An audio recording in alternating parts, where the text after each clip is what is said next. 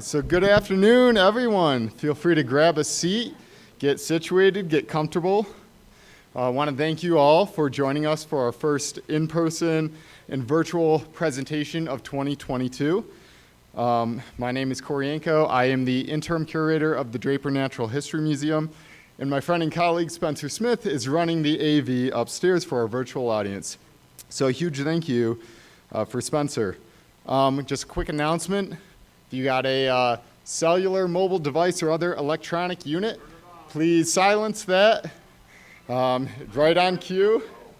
So that's what we like to do. We just want to take a minute to thank our sponsors, Sage Creek Ranch and the Nancy Carroll Draper Charitable Foundation, for making the Lunchtime Expedition and Draper After Dark programs possible, and really all that we do possible.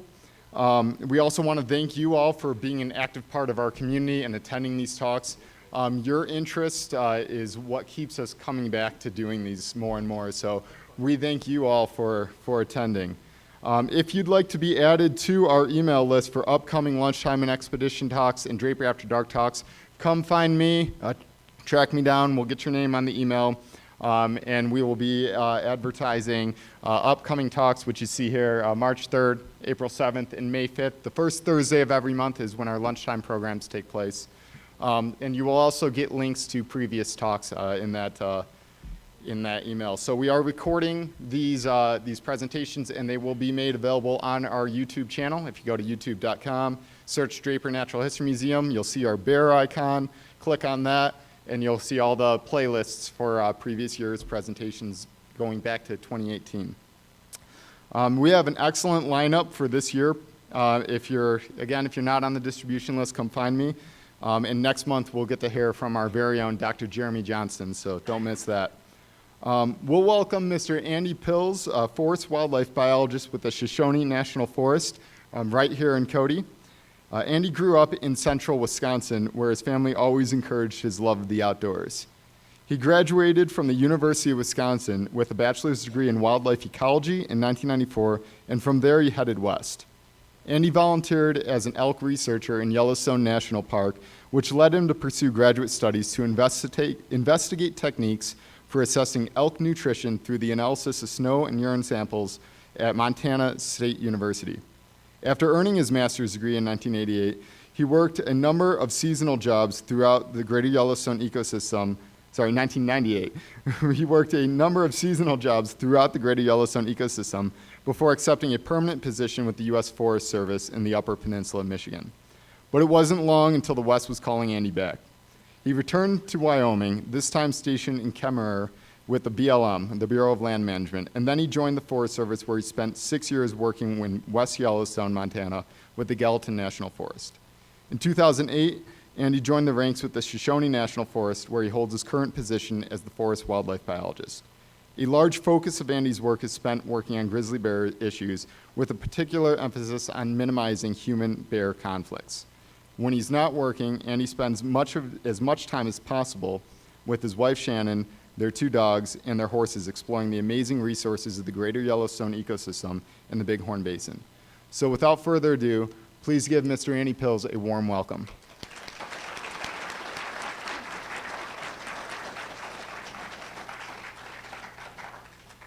All right, thanks Corey, and thanks everybody for coming out today. Looks like there's plenty of interest in this topic. So I wanted to talk to you today about human access at grizzly bear moth feeding sites on the Shoshone National Forest.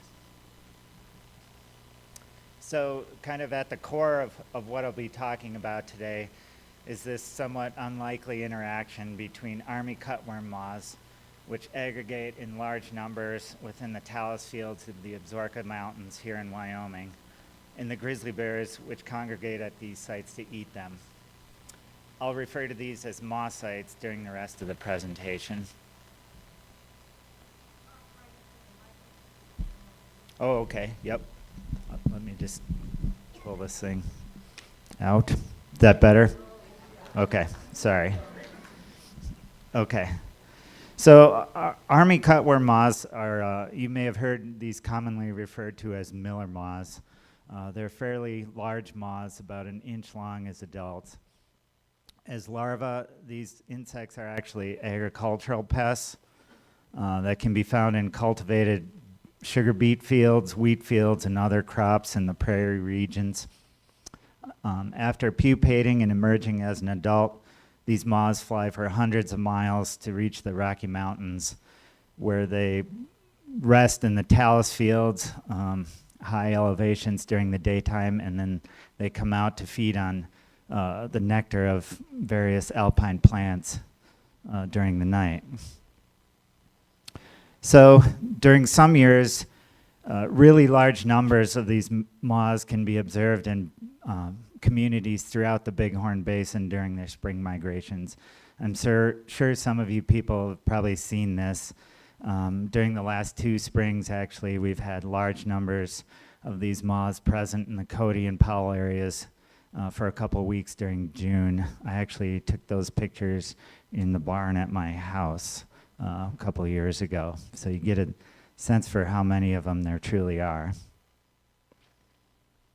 So here's a short video clip to give an idea of what it looks like when the bears are foraging on the moths up in the high elevation talus fields. So grizzly bears dig through the talus to eat these things during late summer, or during the summer months, late June through early September. Army cutworm moths are among the highest calorie foods consumed by bears. This video will give you some landscape context for the moth sites. They generally occur from 11 to 13,000 feet in elevation. They're just extremely steep and rugged places, mostly in designated wilderness or other backcountry areas, very remote country.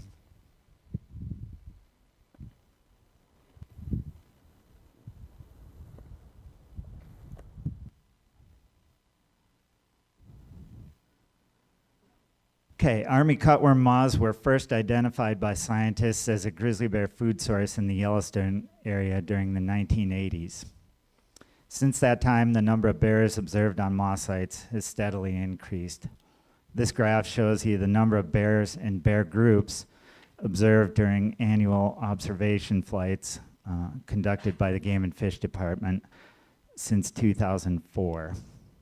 These are bear and bear groups observed on the moth sites.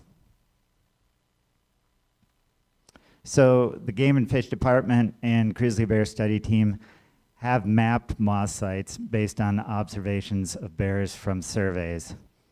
There are currently 34 confirmed moth sites in the greater Yellowstone ecosystem, which is the area including Yellowstone and Grand Teton National Parks, along with the surrounding National Forest and National Wildlife Refuge lands. It's the area generally shown on this map, and I'll refer to it as the GYE from now on. So the pink polygons are the moth sites, and you can see they're concentrated primarily on the eastern side of the ecosystem. Most of them are found within the Shoshone National Forest. So only a few studies have been published about moth sites in the GYE, and most of those are more than 15 years old. In part, that's because studies are really difficult to conduct on this phenomenon because the terrain is so rugged and remote. So there's still many unknowns about the ecology of the moths themselves, how bears are using these sites, and how human use could affect these dynamics. We know that people are also attracted to these sites for a whole variety of reasons, including peak climbing and hiking, photographing or viewing bears, and hunting other species like bighorn sheep, not bears. So while grizzly bear numbers observed over the past 20 years on the moth sites has increased, information available to us indicates that human use at some sites has also been increasing. So here we have peak log entries from one moth site showing an apparent increasing trend in the number of visitors at this particular site. In addition, the Forest Service has had continued interest in permits for commercial filming of bears at moth sites. In fact, I just had another one come across my desk just this morning. So previous studies have indicated that that human disturbance and displacement could be an issue at these moth sites, requiring some management attention. But at the same time, we have limited information on what the dynamics between humans and bears at the sites really is. So forest plans are comprehensive documents that provide high-level guidance for management of the national forests. When the Shoshone Forest Plan was revised in 2015, the lack of information on human-bear dynamics at moth sites was noted. And we committed to working with other agencies and institutions to improve our knowledge about what's happening at these sites, as well as to improve public information on the importance of these sites for bears in the eastern part of the ecosystem. At that time, we also committed to not issuing permits for new activities on moth sites until we go through a process to prepare a comprehensive moth site management plan. So the first step in implementing this forest plan direction was to address the knowledge gap regarding human use at moth sites. To do this, we developed a partnership with Montana State University in Bozeman, and Dan Tyers, who is our grizzly bear habitat coordinator for the Yellowstone Area National Forest, was pretty instrumental in pulling this partnership together. So we worked with Bach Soul in the Animal and Range Sciences Department at MSU in Bozeman to bring on Erica Nunlist as the graduate student to help us look more at some of these issues. So we jointly developed 3 primary objectives for the project. Those were to quantify bear use, human use, and overlap in human-bear use and interactions between the two at the most human-accessible moth sites. We felt this was some of the most important baseline information we needed before we could move forward with a moth site management plan. So the logistics of conducting field work for this project were complex. I mean, just getting to any of these sites is a real challenge. Plus, there's obvious safety concerns associated with working in this environment where you got lots of bears congregating to feed on a high-value food source, not to mention the dangerous terrain and potential for difficult weather conditions as well. So Erica worked with a crew of 4 other techs to maximize their ability to collect data, but also to get the job done in a safe way. Another concern we had was minimizing disturbance to bears. So if we're already worried about the potential effects of human access at this site, we didn't want to be contributing to that. So we developed methods that would allow us to minimize the time actually spent on the moth sites themselves. So to focus our efforts, we developed a model of relative human accessibility for each of the moth sites in the ecosystem. This model was based on the distance each moth site was located from roads, trailheads, trails, and campsites, along with slope, elevation, terrain ruggedness, and land cover at each site. So this map here shows the model results with the most accessible sites in yellow and the least accessible in blue. So from that model, we identified 2 of the most accessible sites that became the focus of our field work. So due to the unique sensitivity associated with these sites, and to avoid encouraging more use at these sites, Erica referred to these as the North and South study sites, and I'll do so here as well. Both of these sites are somewhat unique in that they have roads that allow vehicle access within 1 to 3 miles of them. There are no maintained hiking trails that directly access these sites, but users can kind of pick their way up there on unmaintained routes. These generally require elevation gains of 1 to 3,000 feet of elevation. So while these were the most accessible sites, they're certainly still not easy to get to. So the primary method to quantify bear use was conducting occupancy surveys. And these were repeated surveys of predefined survey extents done over the course of the field season. The occupancy surveys were conducted in pairs, with each person recording data independently. Crew members used spotting scopes and binoculars, basically sat there looking for bears for a minimum of 20 minutes per survey. Their observation posts were located distant from the actual moth sites. And then from that data, what's called a resource selection function analysis was used to develop a sort of a predictive model of how bears use the sites. For human use monitoring, a primary method that was used was basically monitoring trailheads at the main access points to the study sites. So basically, these trailheads are minimally developed parking areas used by people potentially hiking to the moth sites. Trailhead surveys involve crew members spending Thursdays through Sundays at trailheads documenting vehicle and hiking activity and conducting hiking group surveys. So a lot of tedious hours sitting here waiting for people to show up and to talk to them. We also installed magnetic vehicle counters along the roadways accessing those trailheads. Peak logs proved to be kind of an interesting method as well. Basically, these peak logs are books located on prominent mountain peaks where hikers document their achievements in climbing these peaks. So we established a couple of these on the 2 study sites as well. And then finally, we recorded all opportunistic observations of people using the sites during the course of our other field work. Okay, additionally, we got sort of fine scale data on how people are using these sites by passing out GPS tracking units to willing hikers contacted at the trailheads.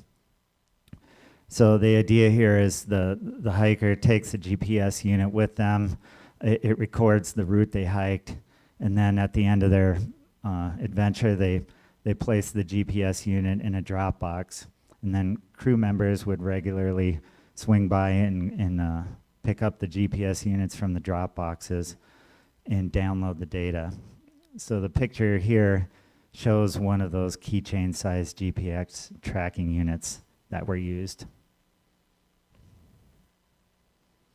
Okay, we compared models of human and bear use to identify areas where those 2 uses overlapped. These are essentially areas with high potential for human-bear interactions. And then we validated those areas with data from actual human-bear interactions collected during trailhead surveys and peak log entries. Okay, so this study also afforded some opportunities to investigate some of the ecological dimensions of how bears are using the moth sites. Years ago, my colleagues and I made trips to several of these sites to get a sense of what they're really like and just to see what the logistics of a study might be. So it quickly became apparent that moths were not the sole attraction for bears at many of these sites. I remember one of our early trips, we rode horseback through a drainage that was just chock full of buffalo berries that particular year. And we rode past about a dozen bears that were very intently feeding on buffalo berries along the trail. And then we went a bit further, and there was another 20 bears feeding on moths. So it quickly became apparent that not all bears out there are doing the same thing. At other sites, we noticed places very close to the moth sites where large areas were excavated by bears, and you can see that in the slide here. So these bears were not feeding on moths. Instead, they were clearly using plant foods. And I guess we were initially a little bit surprised by this, since we assumed the bears would be focused on eating moths at these sites. So we decided to take a closer look at this. A standard method for learning about what bears eat is to collect and analyze their scat. So we incorporated scat collection into the methods for our study. So some of the results, field work primarily occurred during July through September of 2017 and 2018. 66 days were spent conducting the bear occupancy surveys, with 106 days monitoring trailhead activity. Almost 1,000 miles hiked by the crew, and 850,000 feet gained in elevation, so quite an effort on the part of Erica and her crew. So we saw very different levels of bear use between the two study sites, with much higher use documented on the south site. And this really isn't surprising. We know from the observation flight data collected by the Game and Fish Department that bear use is actually much higher at the south site. But in addition, at the north site, it's pretty complex terrain, and we just weren't able to establish observation posts that could see the whole thing, so that limited some of the observations at the north site. Here you can see the number of bears during the course of, or the number of bears observed during the course of each summer field season. The most bears were observed during late July through early August, which probably correlates with the peak moth abundance. There was some difference in the number of bears observed between the 2 years, with more overall observations in 2018. That was probably due in part to less snow cover that year, and also the crew just got better at conducting these surveys, so they probably saw more bears. Here's the results of the models predicting bear use on the two sites. So the blue areas have the lowest probability of bear use, and the red areas have the highest probability. And you can see the higher bear use on the south site is reflected here. So taking a look at some of the human use monitoring efforts, we noted much higher human use at the south site compared to the north site. Here we can see this reflected in both the trailhead vehicle counts as well as the data from the magnetic vehicle counters. Of the vehicles we did document at trailheads, most of them didn't even leave their vehicles and do any hiking. Only 20% of the vehicles noted actually did that. Only 20% left their vehicles and hiked up towards the moth sites. So this also shows you the number of hiking groups documented each year at the two sites. Again, we see much higher use at the south site compared to the north site. An average of about 35 groups per year at the south site compared to only 3 at the north site. And the average group size contacted was 2.4 people. There's also a big difference in the reason for visiting the two sites. The north site was, all human use was almost exclusively associated with hunting, whereas at the south site, a lot of people were up there just to climb the peak, but also to actually view bears, take pictures of bears and scenery up there, as well as hunting. So because we saw so little human use at the north site, the rest of the discussion here is going to focus primarily on the south site. Okay, so this graph shows the number of hiking groups documented at the south site during the two field seasons. So you can see that most use was concentrated in August during both years, which also overlaps the period of highest bear use. So again, there was some difference in the amount of human use during those 2 years, and a lot of that was probably due to snow and weather conditions as well. So there was an average of 3.2 groups per week at the south site, with a maximum of 7 groups a week on 2 different occasions. So this map is a spatial depiction from the GPS data showing how people are actually accessing the south site. We were able to collect a total of 47 different GPS routes over the 2 years. So you can see the red areas represent areas with the highest use, and the yellow represents areas of lower use. So the overall number of access routes to the site is limited by terrain and vehicle parking areas. There was one primary route used by hikers and a couple of secondary routes. So we also know that this primary route is recommended in several different hiking guide websites and guidebooks, and it's also the fastest and most direct route, so that's probably why most people are using that. When we compared human and bear use models, we identified high overlap in human and bear use around the peak and along that primary human use route. So that's another way to say that is those are the areas with highest potential for human-bear interactions. We documented 43 human-bear interactions, almost all of which occurred around the peak and along the primary hiking route. So this aligns pretty well with the results of the model, predicting which areas would have high potential for human-bear interactions. In 80% of those interactions, bears responded pretty strongly to human presence by running or walking away. Often this was at the sight of humans, but in a few cases, it was just from smelling people. And in 20% of the interactions, bears noticed people, but quickly returned to moth foraging and didn't really move off.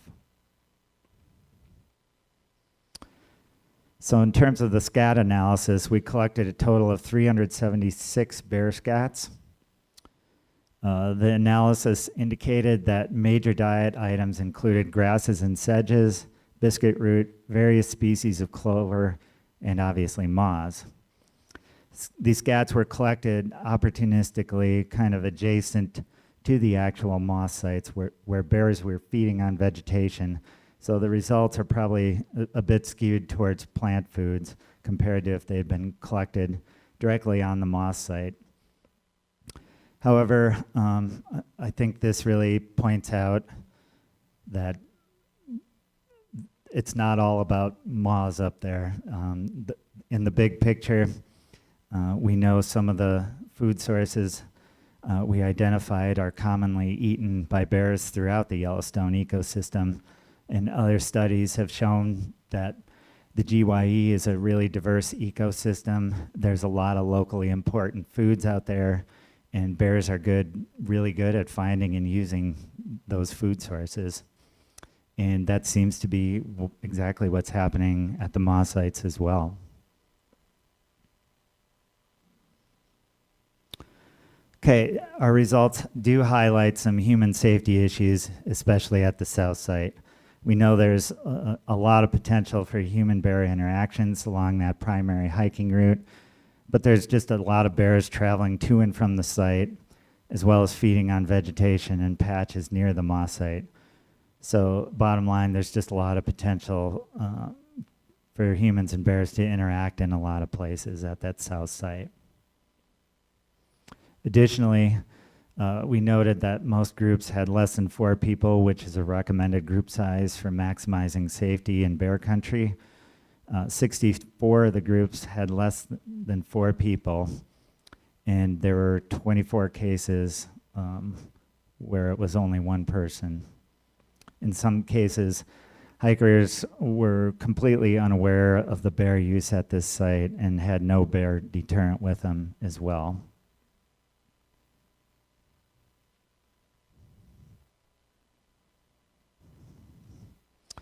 Okay.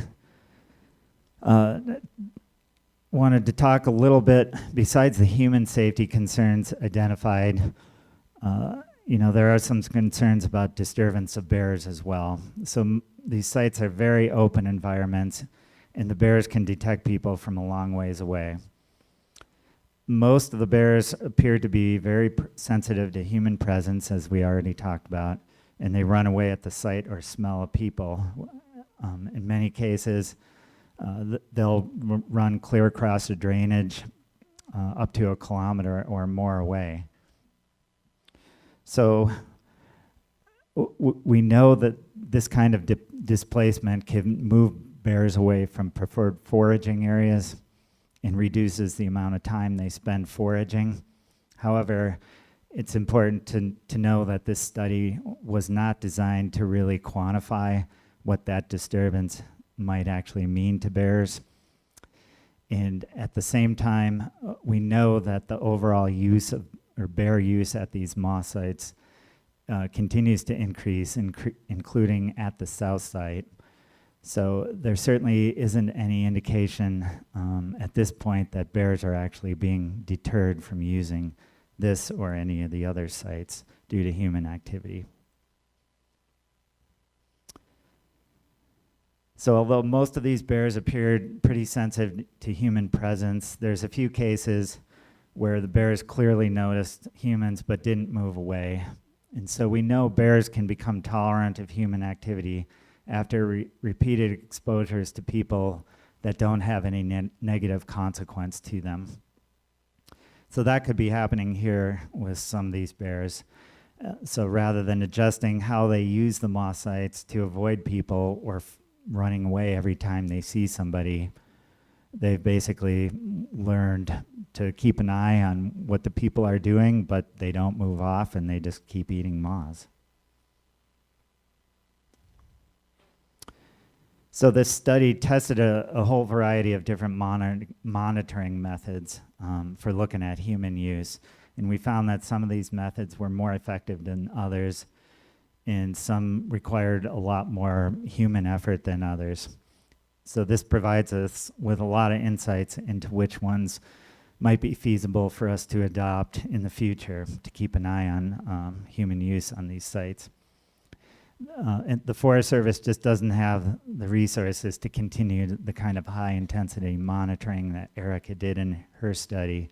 So we're going to be looking for much more efficient, or some of the most efficient methods that we can use going forward. Erica defended her thesis and graduated in the spring of 2020. And this was a pretty demanding project in a difficult environment. And we just want to recognize that she did a great job of making sure the data got collected, but that everybody came home safely at the end of the day too. And we really appreciate her efforts to make this a successful study. So you will recall that ultimately Erica's study was designed to provide some of the baseline information needed for us to develop a comprehensive moth site management plan. So other components of that baseline information include a study of Army cutworm moth ecology, currently being completed by a master's student at MSU named Claire Ditmore, and a follow-up study on alternate food use by bears at these moth sites by master's student Kate Lozano, also at MSU. So now that the baseline information is kind of coming together, we feel we're in a position to kind of move forward with this moth site management plan. So we're going to be doing that here in the near future. So this is very preliminary, and I can't get into a lot of detail of what that's going to look like at this point, but I did want to give you a few insights. So we recognize monitoring is probably going to be a really important component of the plan. Of course, many areas of the GYE are experiencing major changes in human use, and we're seeing indications of that here on the Shoshone Forest as well. And I think it's going to be important for us to track these changes over time so we know if human-bear dynamics at the moth sites are changing. We're going to be looking for ways to promote responsible behavior at moth sites that minimizes effects to bears. Advocating for appropriate bear safety practices will be important as well. But we also recognize that as we proceed with this, we're going to have to be careful to avoid putting information out that might encourage or promote additional human use at some of these sites. So permitted activities, we know there's a lot of interest in a variety of permitted activities at moth sites, with commercial filming being one good example. And our forest plan currently prevents us from issuing new permits at moth sites until we address this in the moth site management plan. So our job is going to be to figure out what new permitted activities we might be able to accommodate in ways that are compatible with continued bear use of these sites.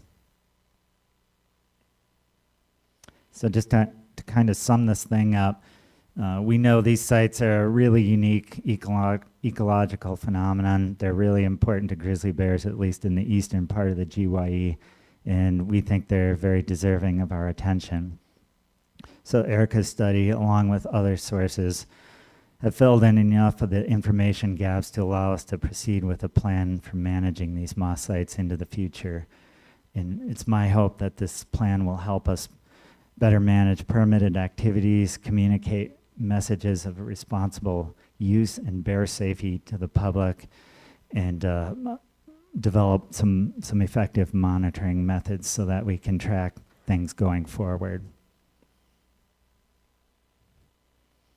So that's really the end of it. I'd really like to acknowledge Erica's efforts as the graduate student who ran the study, as well as her crews who put tons of effort into this. We had a lot of volunteer help as well.